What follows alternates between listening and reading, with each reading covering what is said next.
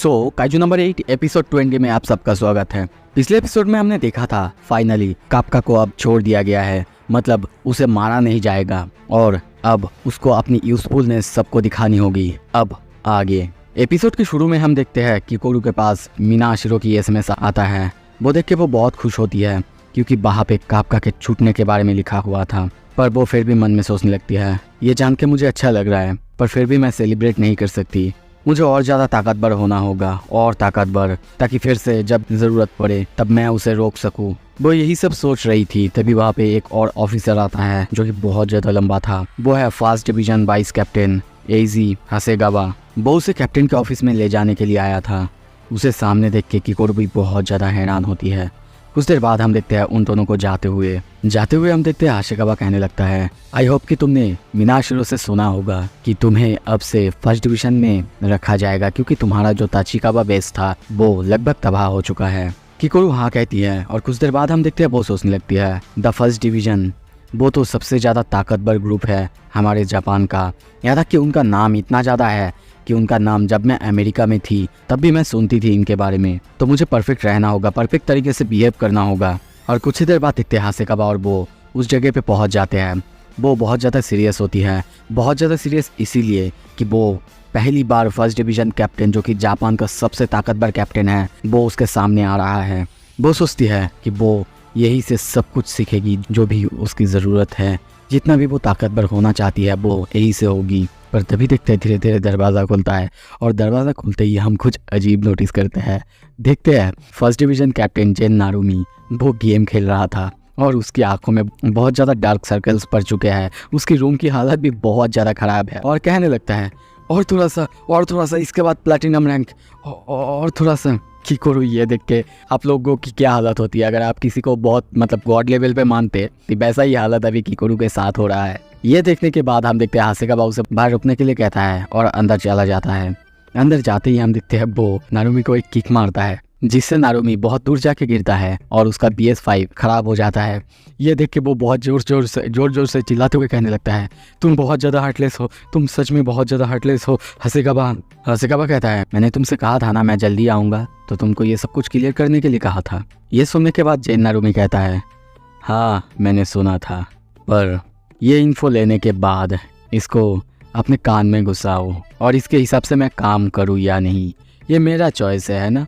ये सुन के फिर से हासेगावा उसे एक किक मारता है और फिर से उसके जो खिलौने होते हैं वो टूट जाते हैं। ये देख के फिर से वो रोते रोते कहता है ओह नो ये मेरा खिलौना ये बहुत महंगा था, और उसके ऊपर चिल्लाने लगता है, झगड़ने लगता है उससे और कहने लगता है लिसन मैं अपनी चीज़ों की कैसे यूज़ करूँ, वो मेरा बिजनेस है राइट, उसमें तुम्हारा कोई हाथ नहीं है, ये सब कुछ मेरा है और अगर मेरा रूम तुम्हें इतना ज़्यादा अनक्लीन लग रहा है तो तुम्हें ही इसे क्लीन करना होगा।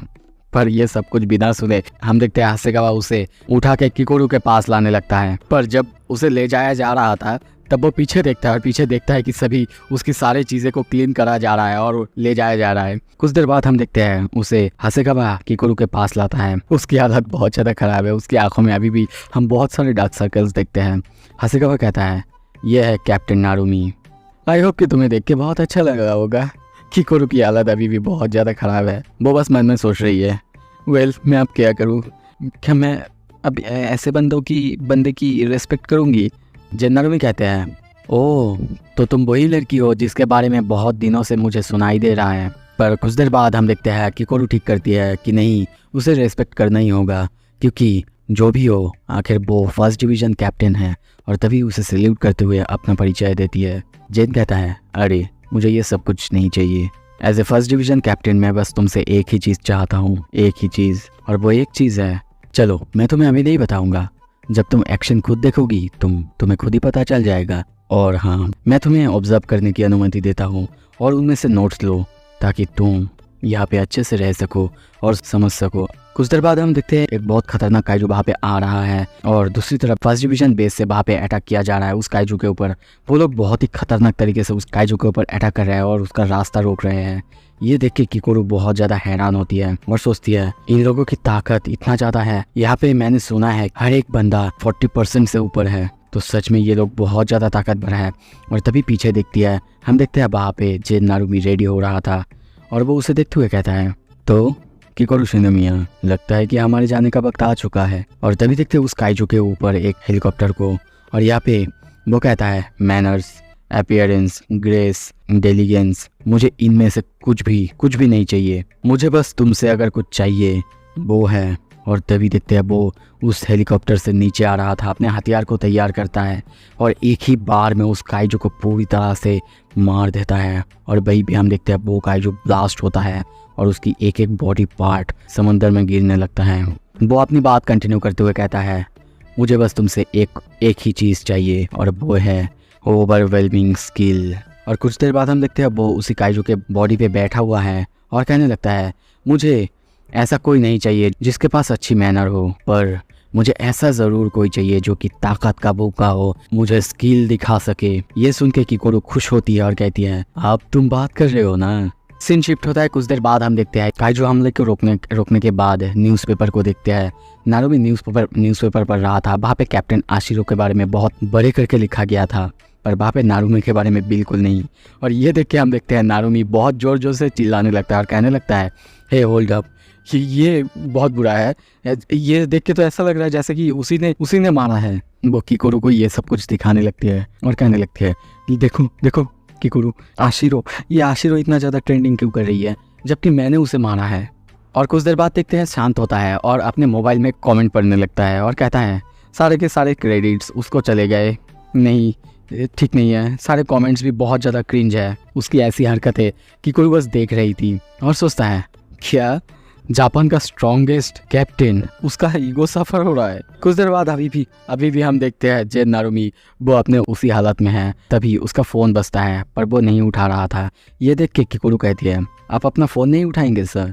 वो कहता है ना बिल्कुल नहीं, ये तो एक बोरिंग मीटिंग के लिए है जहाँ पे मिस्टर इसाओ और हसेगावा होंगे, उनके साथ मुझे खड़ा रहना होगा। बिल्कुल पसंद नहीं मुझे ये सब। मैं अपना टाइम, अपना आफ्टरनून ऐसे फालतू चीज़ों में बर्बाद क्यों करूँ? वो ये कह रहा था और तभी देखते हैं वहाँ पे हसेगावा आता है और फिर से उसे एक किक मारता है क्योंकि ये तुम्हारा जॉब है। और तभी देखते हैं उसका कान खींच के उसे वहाँ से ले जाने लगता है। नारुमी कहने लगता है क्या ये मीटिंग सच में इतना ज़्यादा इम्पोर्टेंट है? हसेगावा पीछे घूमता है और थोड़ा सा सीरियस होते हुए कहता है बिल्कुल, क्योंकि ये काइजू नंबर 8 के बारे में है। ये सुन के किकोरू और नारुमी दोनों सीरियस होते हैं। सीन शिफ्ट होता है। कुछ देर बाद हम देखते हैं कापका को वो पुशअप्स कर रहा है और सोच रहा है 5 दिन हो चुके हैं पर अभी उसके पास ऐसा कोई अपॉर्चुनिटी आया ही नहीं कि वो खुद को प्रूव कर पाए। वो सोचता भी है मुझे जो भी करना पड़े अपने आप को प्रूव करने के लिए मैं कुछ भी करूँगा, और मैं सिर्फ ये सब मेरे लिए नहीं बल्कि मेरे दोस्तों के लिए भी करूँगा। वो ये सब सोच ही रहा था। तभी देखते हैं वहाँ पे सारे ऑफिसर्स आते हैं और कहते हैं काइजू नंबर 8 हमारे साथ आओ। सीन शिफ्ट होता है। कुछ देर बाद हम डायरेक्टर जनरल ऑफिस में जेन नारुमी और कापका हिबिनो को एक साथ देखते हैं। कापका अपने सामने अपने साथ फर्स्ट डिवीजन कैप्टन को देख के बहुत ज़्यादा हैरान है और सोचने लगता है वो यहाँ पे क्यों आया है। इसाओ शिनोमिया कहते हैं कापका हिबिनो, मैं तुम्हें फर्स्ट डिवीजन में डाल रहा हूँ। ये सुन के किकोरू कहती है क्या? The strongest class of kaiju in history, वो जापान का सबसे स्ट्रॉन्गेस्ट एंटी काइजू कॉम्पोनेंट के साथ। इसाओ कंटिन्यू करते हुए कहते हैं क्योंकि हमें एक डिवीज़न ऐसा बनाना है जो कि बहुत ज़्यादा पावरफुल हो, इतना पावरफुल हो ताकि वो आने वाले प्रलय को रोक सके। मैं तुम्हें एक चांस दे रहा हूँ कापका हिबिनो, तुम्हारी ताकत दिखाने का। अब दिखाओ तुम अपनी ताकत काइजूस को न्यूट्रलाइजेशन करने में। सबको दिखाओ कि तुम क्या क्या कर सकते हो। ये सुन के कापका कहने की कोशिश करता है बिल्कुल सर, मैं अपनी सब कुछ देने की। पर तभी उसकी बात काटते हुए नारुमी कहता है मैं डिक्लाइन करता हूँ सर। उसकी ये बात सुन के सभी चौंकते हैं और तभी नारुमी कंटिन्यू करते हुए कहता है हम हैं द स्ट्रॉन्गेस्ट डिवीजन, हम ऐसे ही बिल्कुल ठीक है, हमें और कोई ज़्यादा ताकत की ज़रूरत नहीं है। ठीक है अब मैं चलता हूँ। ये कह के वो बात से जाने लगता है पर तभी इसाओ कहते हैं नहीं बिल्कुल नहीं, ये काफ़ी नहीं है।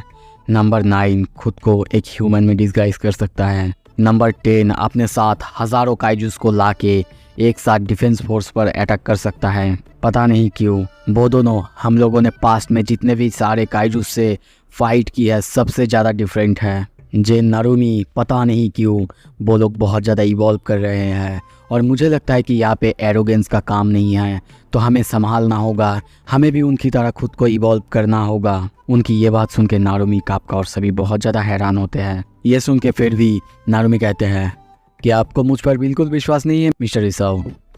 अगर आपको सच में कुछ मदद करनी है तो आप उसे मारो, उसको मेरे वेपन में कन्वर्ट कर दो, यही सबसे अच्छा होगा और सबसे बेस्ट सलूशन यही होगा। ये सुन के कापका डर जाता है, किकुरु भी बहुत ज़्यादा डर जाती है। तभी इसाओ कंटिन्यू करते हुए कहने लगते हैं नारू, पर वो कहते उससे पहले ही हम देखते हैं कापका कहता है कैप्टन नारुमी, मैं अभी मर नहीं सकता, बहुत कुछ है जो कि मुझे अभी करना है, ऐसा कुछ है जो कि मुझे अचीव करना है और इसीलिए मैं अभी मर नहीं सकता।